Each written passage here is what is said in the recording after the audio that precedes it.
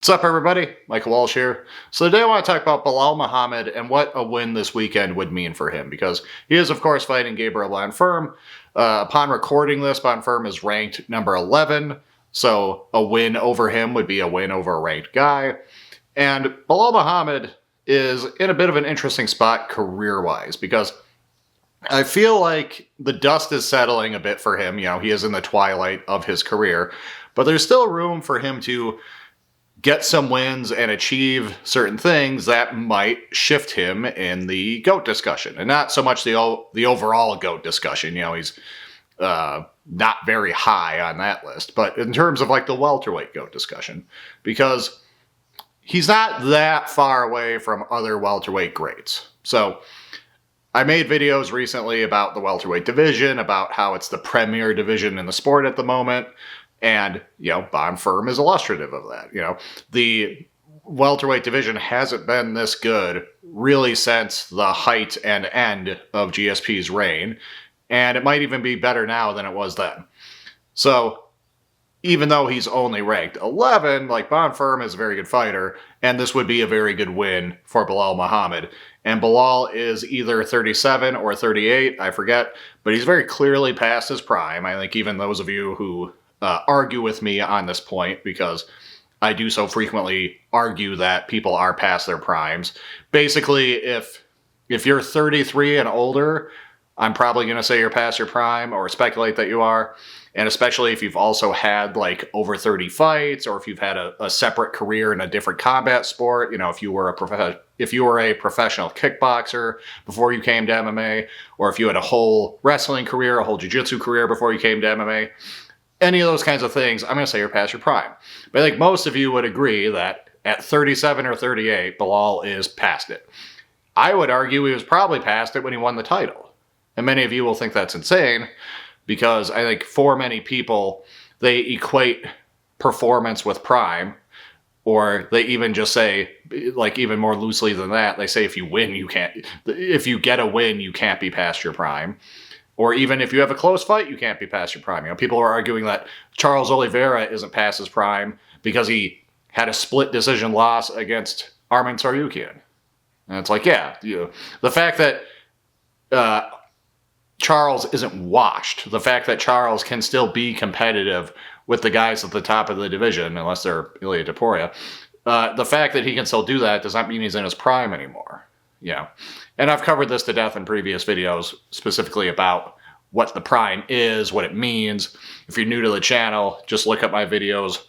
I did two of them back to back. One was called Alexander Volkanovski is old, and the other one was called Israel Adesanya is old. And those are the videos where I most go into depth about what I mean by prime and how I analyze prime.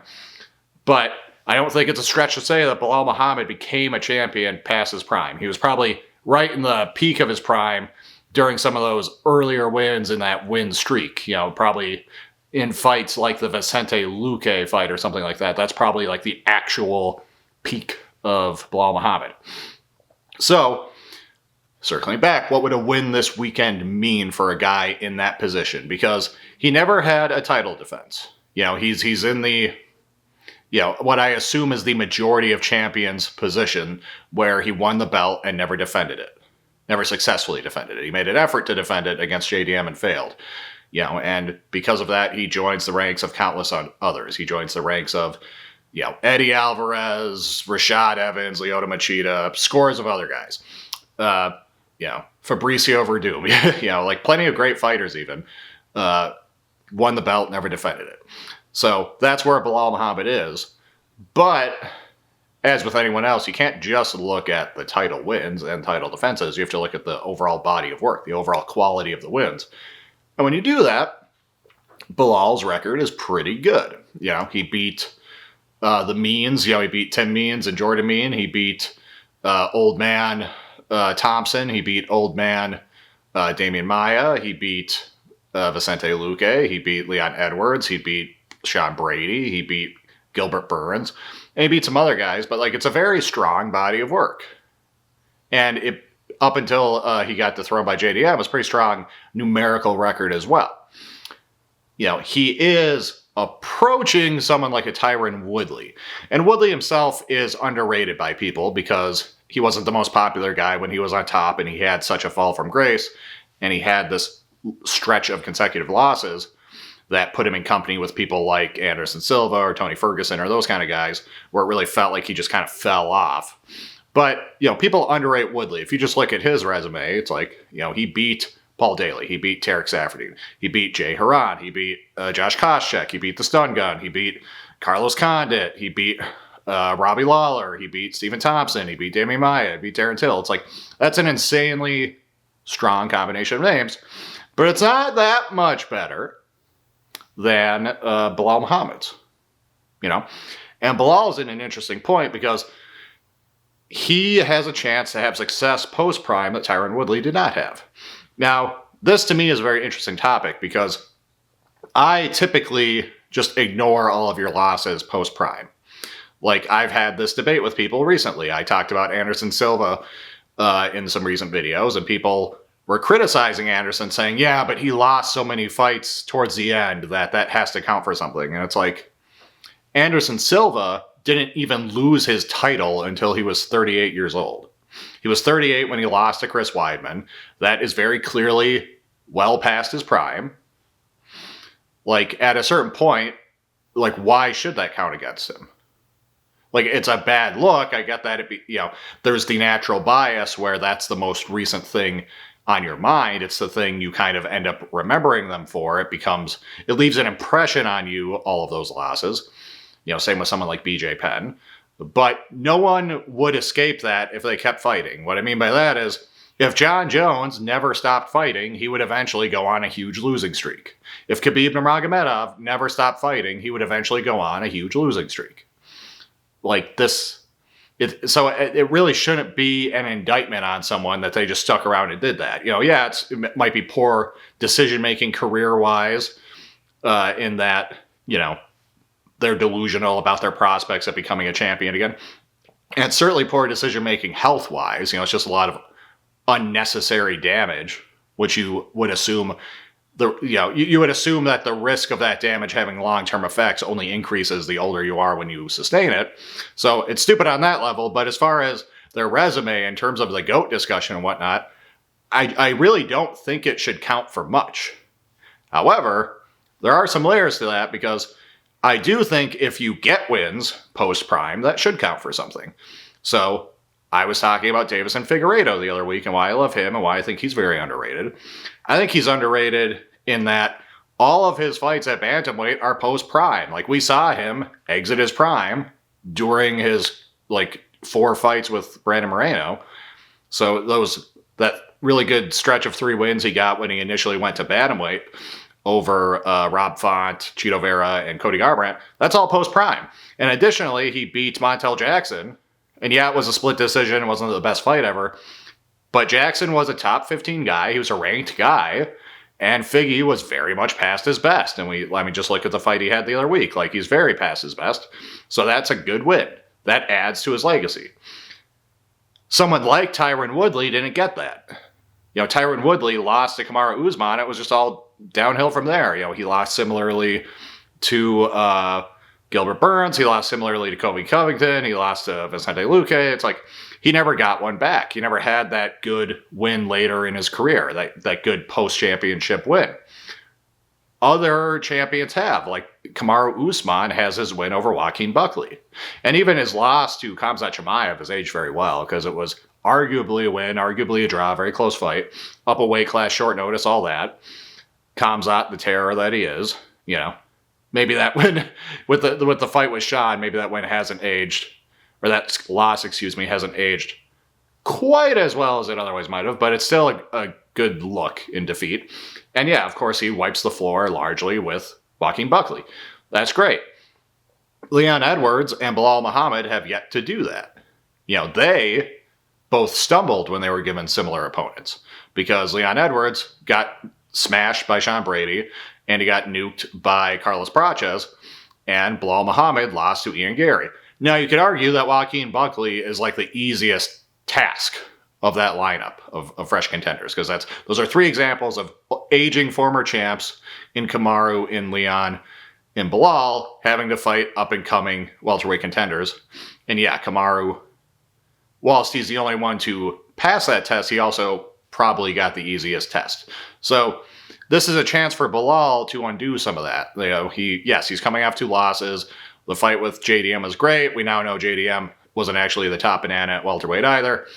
And, he's not even the second best, but probably not even the third best. But nevertheless, he loses to him. He loses to Ian Gary. But now he's got a chance to beat a ranked dude as a 37, 38-year-old. If he does that, that counts for something to me. It counts for something that he can do that and Tyron Woodley cannot. I'm not saying that win alone will put him ahead of Woodley in the welterweight GOAT list, but it'll mean something. It will help close that gap. And if he can do it again, even if it's against some other, fringe top 15 guy, even if there's a loss in between, like let's say he beats Bonfirm and then he fights Sean Brady and loses or something, or he fights Morales and loses, and then he fights some other guy who's ranked like 14 and he beats him. Now you've got 2 top 15 wins within 3 fights, and both when you're like, what at that point would probably be between ages of like 37 and 39. That's very impressive. Again, Tyron Woodley could not do that. Tyron Woodley fell off, and he really fell off. And that's where, again, whilst I don't hold it against you if you start losing post-prime, the flip side of that is you do get credit and extra credit for wins post-prime, and that can help you overtake someone who doesn't have those wins post-prime. So it's a thing where I don't hold it against you if you don't have it, but I count it for a lot if you do, and that can help you get one over on someone who doesn't have it. So in that sense, you're kind of being penalized for not having it, but like in a vacuum, I don't penalize it.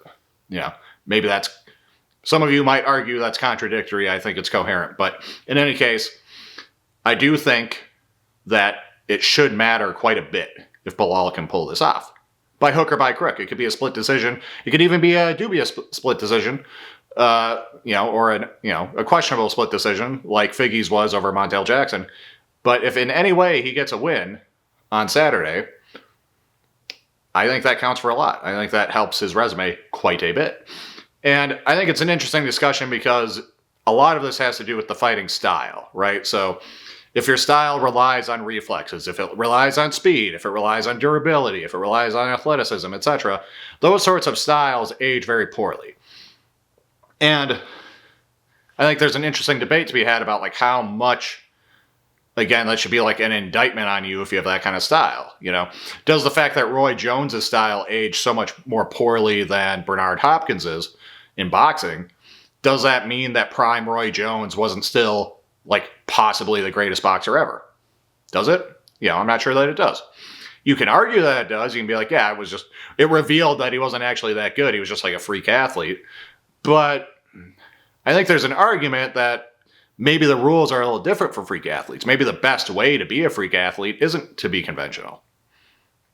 So like maybe if he tried to fight like Bernard Hopkins had Roy Jones, maybe he actually wouldn't have been as successful. And maybe it would have. Maybe it would have been just by far and away the GOAT or something.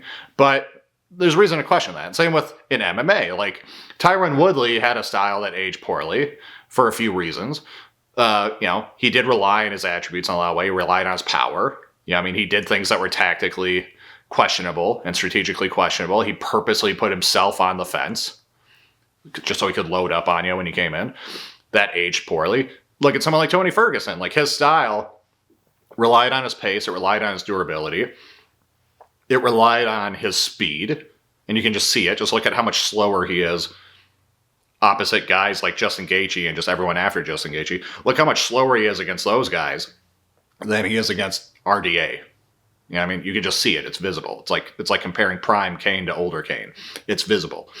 So his style relied on speed. It relied on his ability to just scramble and improvise and be weird. And yeah, that stuff is effective when you have those attributes, but it's not very technically and tactically sound. So when you no longer have those attributes, it falls apart very quickly. You don't have that conventional, reliable base to fall back to once you start getting older.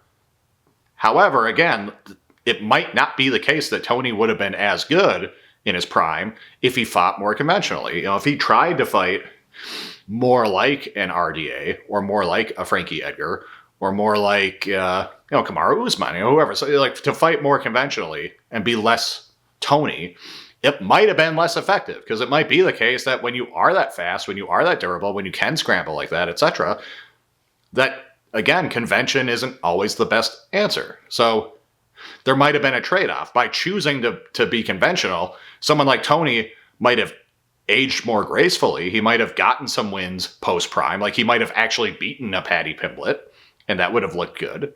Similarly, Roy Jones Jr. might have aged better. He might have aged a little bit more like Bernard Hopkins. But the trade-off may have come in the form of having lower peaks. Prime Roy Jones might not have been as good. Prime Tony Ferguson might not have been as good. And if that's the case, then I would say it's actually not worth being more conventional. Because again, I generally don't count your losses post-prime for meaning anything.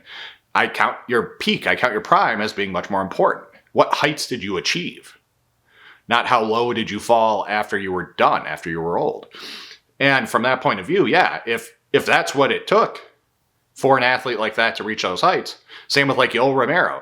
Yoel Romero might not have been as successful if he tried to fight like a normal kickboxer, maybe. And he's such a freak that, almost his entire UFC career is post-prime. That's just how athletic he was. But in any case, same idea applies to him.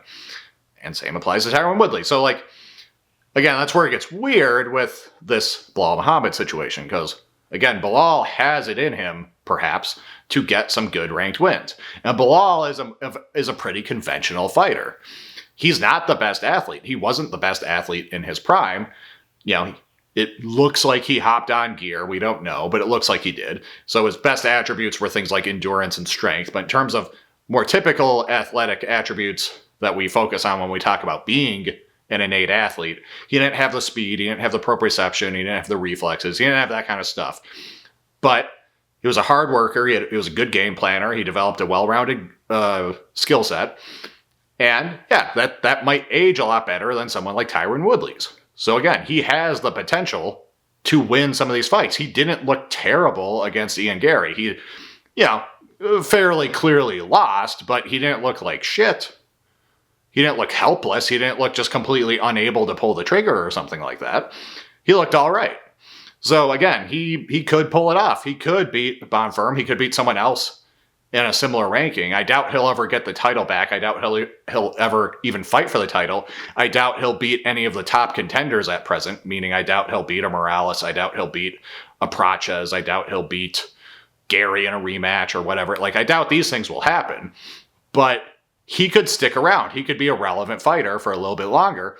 And that does add quite a bit to his legacy. However, circling back to my previous point about, like, athletes in their prime being unconventional, I still don't know that will outweigh what Woodley did. So the fact that Woodley reached greater heights in his prime, I don't know that, and I really don't know that much post-prime success from Belal will ever undo that.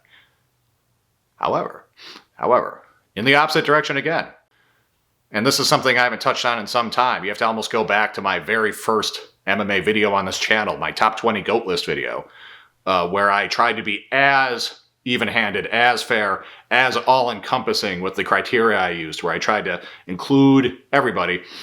There was a lot more presence of the old heads, meaning, or not the old heads, but the older fighters, the fighters who not only are from generations past, but the fighters who themselves were old, meaning Dan Henderson was on that list. Randy Couture was on that list. Daniel Cormier was on that list. Like, those kinds of guys were on the list, and they got credit for doing the shit they did when they were old. I do think that counts for something. That you are a great... If two people have the exact same accomplishments, but one of them accomplishes those things when he's an old man, and one of them does it when he's a young man, the older man gets credit. Gets more credit than does the younger man, in my view. So guys like Dan Henderson, guys like Randy Couture, guys like Cormier are often underrated on that front. And we see that just like looking at other fighters. That should tell us how freaky it is. Just look at how poorly other fighters age, And it tells you how fucking nuts it is that those guys did what they did as old men. Okay, it does. Look at how poorly Fedor Emelianenko aged, and recognize how insane it is that like Dan Henderson was doing what he's doing. Dan Henderson knocked out Fedor despite being older than him. You know what I mean? Like, Fedor's heights were higher. Fedor should be higher on the GOAT list, I'd argue. But it's very meaningful that someone like Dan did what he did almost entirely post-prime. It's fucking insane, actually. And to Belal, to Belal's potential, again, with a guy with his work ethic, a guy, who hopefully is getting away with some gear and recovering well, to a guy with his game planning, to a guy with his well-rounded skill set, again, I don't think he'll win the belt back. I don't think he'll beat the tippy-top contenders, but, like, he's got potential to actually stick around for some time. Like, he could, I'm sort of being generous and saying, oh, what if he beats Bonfirm? What if he beats one more top 15 guy? Shit, what if he beats, like, 5 more? And yeah, there might be some losses mixed in there because he's probably not going to just fight top 15 guys forever. If he gets wins, they'll give him better dudes. But, and he does have a name because he's a former champion. But, like, what if? Like, what if he's, like, 41 before he, like, actually just falls off a fucking cliff? What if he ages more like a Jim Miller or a Bobby Green or something like that, And granted, those guys very rarely were beating ranked dudes at lightweight. But, like, again, what if he's like that but at a higher level, I think it's possible. And if he does that, now all of a sudden, just like you got to give Dan Henderson credit, you got to give Randy Couture credit, you got to give Daniel Cormier credit, all of a sudden, I might be very much inclined to say, yeah, you're the better welterweight than Tyron Woodley. And some of you might be like, why are you constantly harping on about Tyron Woodley in this video? But, like, I do think, they're sort of, whilst Woodley is currently clearly ahead of Belal, I do think he's somewhat in arm's reach of him. And Belal is somewhat, not far behind him because it's, GSP is the best welterweight. Kamaru is the second best welterweight. Matt Hughes is probably third best. Woodley is probably fourth best. And then after that, it gets pretty debatable pretty quick. And guys like Robbie, guys like Edwards, etc. Like, Belal is very much in that mix. So Belal could be the fourth best welterweight of all time. I'm not going to make a firm ruling about that at this moment. I haven't thought too strongly about it, but, like, or too much about it, but, like, too in depth about it. But, like, he could be. He's somewhere in that mix. And yeah, like, he's not that far away from Tyron Woodley. And yes, whilst there's a certain angle at which he'll never be able to do what Woodley did because they're both post-prime. So his prime is now done. It's now written in stone, is Belal's. And it will permanently not be as good as was Woodley's prime. However, again, there's that Dan Henderson angle. What if Belal Muhammad is a 40-year-old man and he's still here and there picking off like a top 15 fighter? How many times does he have to do that before we say, holy shit, you are actually better than Tyron Woodley? Shit, you might be better than Matt Hughes. You might be the definitive third best welterweight behind GSP and Kamaru. Not impossible, not unreasonable, I think. So, in that sense, actually quite a lot is on the line for Belal Muhammad this weekend.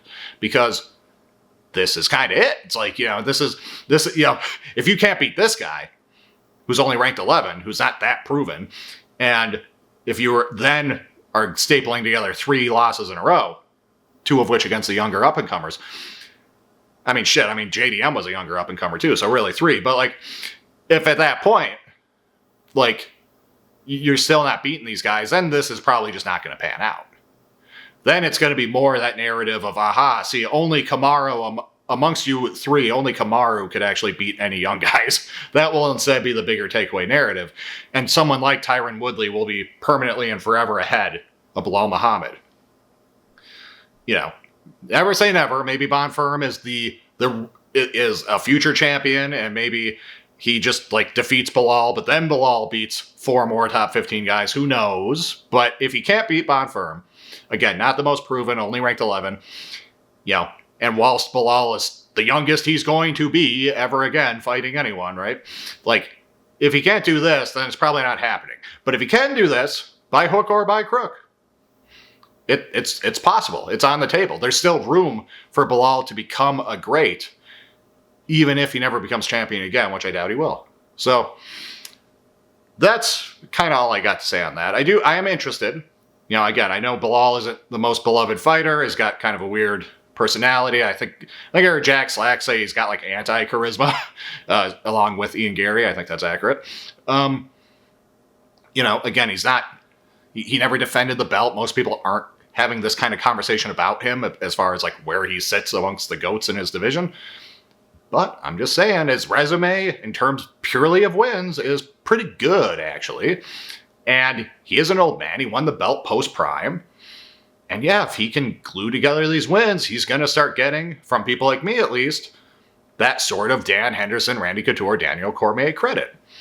And whilst I don't really hold it against Woodley that he had no wins after losing his belt, and whilst it might actually be true that guys like Woodley, guys like Ferguson, guys like Roy Jones Jr., it may have been necessary for them to fight like weirdos, for them to reach the heights they did. Maybe not, but there's an argument. Nevertheless, I do give you extra credit for post-prime wins. And yeah, if you can do it enough times when no one else is, then you get special perks. You get special recognition for having done that. And whilst it's not the main criterion I look at, or that most people look at when having GOAT discussions, it can be a way for you to worm your way in there. The same way someone like Dan, if you don't have someone like Dan Henderson in your top 20 GOAT list, I question your GOAT list. You know what I mean? So like, same thing could apply to Belal. So that's what I've got on that. Like the video if you haven't. Subscribe to the channel if you haven't. Leave a comment if you've got any takes on Belal, any takes on the welterweight title picture, takes on the fight, predictions for the fight, takes on where Belal ranks in the GOAT discussion. All of that, leave a comment.